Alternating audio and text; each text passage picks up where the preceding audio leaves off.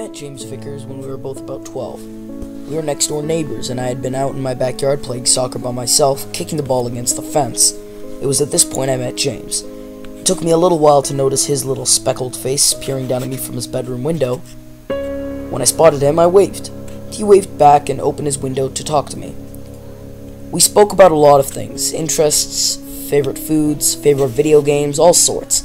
I asked James if he would like to come down to my house and play soccer with me. He politely declined, and told me that he suffered from terrible asthma, among other illnesses, and that his parents absolutely refused to let him out of the house or let anyone in.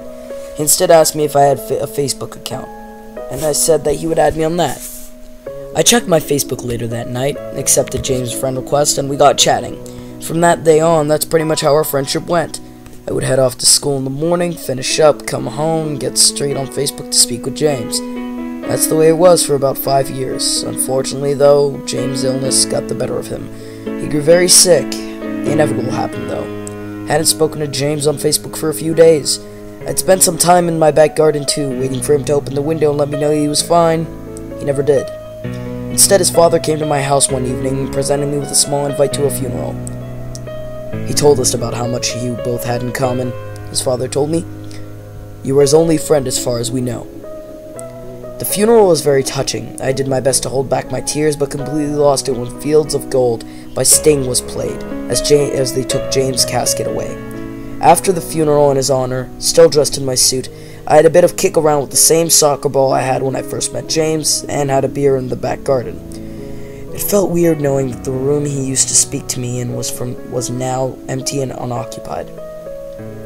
As sad as I felt, I knew that he was still in a better place.